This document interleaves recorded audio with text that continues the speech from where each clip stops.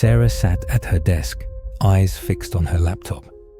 The room was dark, save for the cold light of the screen. She leaned in, frowning, eyes scanning code that made less and less sense the longer she stared. She rubbed her eye, stifling a yawn. Just a few more minutes. When she looked back, something felt wrong. Her reflection in the black background of her monitor seemed off. She stared. Her reflection slowly turned its head toward her. Sarah froze.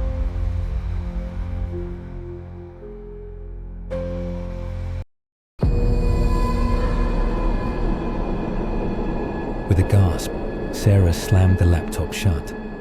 Silence. After a moment, she opened it again. Her reflection looked normal now, just tired like her. Had she imagined it? Sleep deprivation?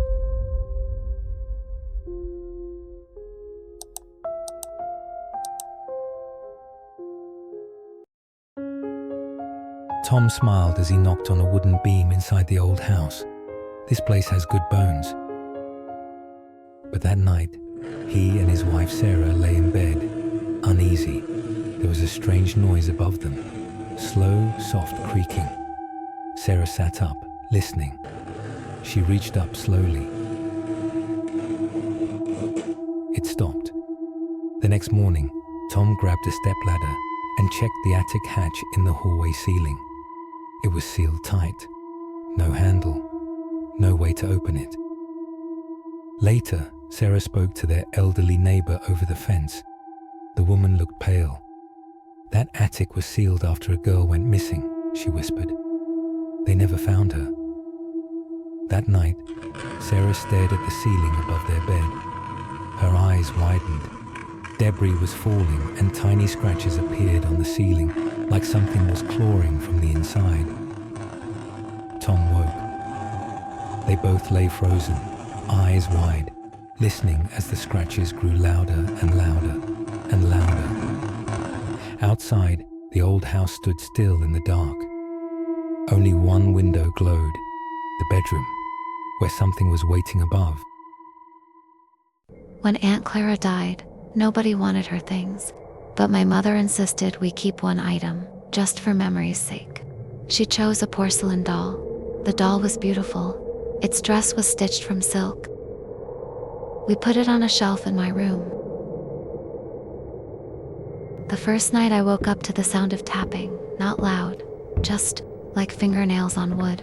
I told myself it was the house settling, old wood.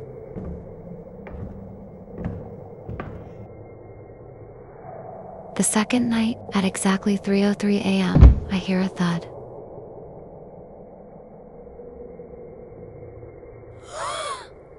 The doll had fallen off the shelf and was lying face down on the floor. I hid on the side of my bed and heard the tiny click of porcelain shoes on the floor, inching closer. In the morning, the doll was back on the shelf, perfect, innocent, but there were scratches on the floor, tiny, parallel lines leading from the shelf to my bed.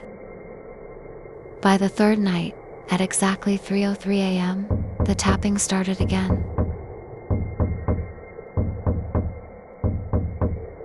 From under my bed.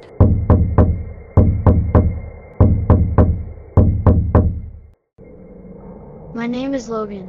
A year ago, I had a friend that I talked to through the fence. He was funny and real. My mom noticed this and she asked me not to talk to the fence as there was no one there. I tried to explain that I was talking to a friend on the other side, but she didn't believe me and asked me not to go outside the rest of the day. The next day, my friend told me to visit him through a bigger hole in the fence. I hesitated but was curious. His house was dark. Hey, are you there? Yes, come out the other side. Hello? You're almost here. Hey, this doesn't look like my yard. Just a bit more. Hello?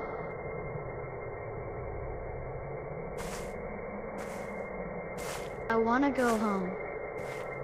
You're home now. Huh? Ah!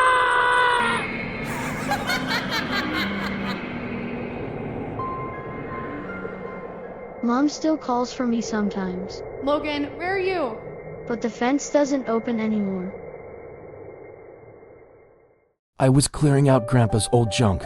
Found this shoebox labeled miscellaneous. Inside I found a plain black cassette tape, no label. Curiosity got the better of me, so I went down to get an old player and popped it in. Hit play.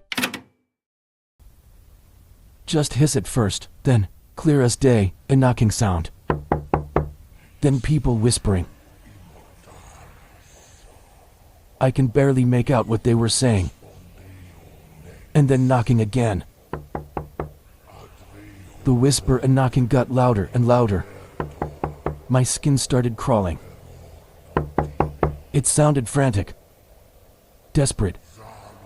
Then, dead air. Just hiss. My heart was hammering. The silence up here felt heavy. Then I heard it again. Not from the player this time.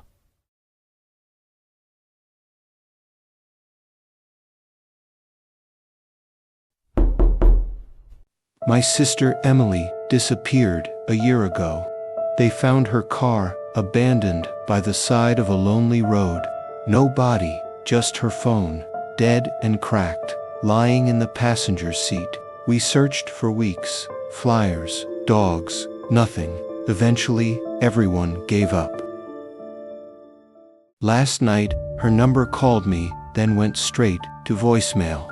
Hands shaking, I hit play. First, static, then a voice faint, distant, but unmistakably hers. You have to listen. I'm not dead.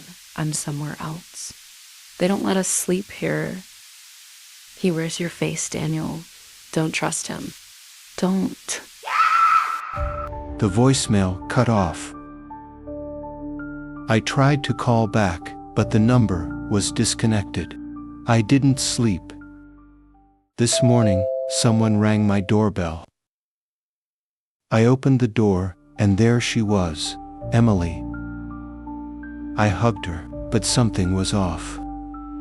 She's in the kitchen now, stirring coffee she hasn't touched. She said she wants to stay a while. Then, from out of nowhere, I recalled what Emily said in the voicemail. He wears your face, Daniel. Don't trust him. Don't.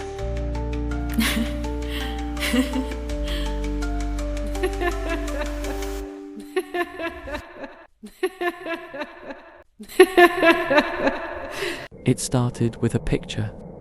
I was scrolling through my phone when I found one I didn't remember taking. It was of me, sleeping. At first, I thought it was a prank by someone. But I lived alone. I deleted it and moved on. The next night, another photo appeared. Again, I was asleep. But this time, the photo was closer. Almost like whoever took it was standing at the side of my bed. I locked all the doors and checked the window in my room. The night passed without a hitch. But the next night, there were 3 new photos. One from the hallway, one from the bedroom doorway, and the last, right above me, looking straight down. I called the police. They found no signs of forced entry. They didn't believe me. So that night, I locked all the doors and set up a motion-triggered camera and pointed it at my bed. That night, I barely slept. The next night, I checked the footage. The camera activated. A tall figure stepped into the frame.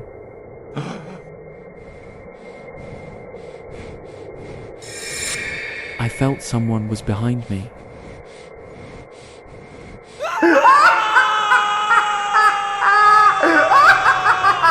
When I moved into apartment 3B, I found an old notebook hidden in the closet. The cover said, "Journal of Apartment 3B. Read if you're new." Inside were short entries from past tenants. I hear footsteps at night. No one's there. The bedroom door unlocks itself. Furniture moves, like someone wants me to notice. There's someone in the walls. I thought it was a prank, But then my things started moving. Handprints on the mirror, whispers in the vents. One entry said, "I started filming myself while I sleep. Big mistake. Caught a glimpse in the mirror. Not me smiling. It follows you. I was curious, so I recorded myself." At 2:13 a.m., the video shows me standing next to my bed, watching myself sleep. But the timestamp proves I never left the bed. I packed my bags, left the key and drove out of there. Thought it was over. Moved to a new house in the next town. But last night, in my new place, I looked in the mirror while I was brushing my teeth and remembered it follows you.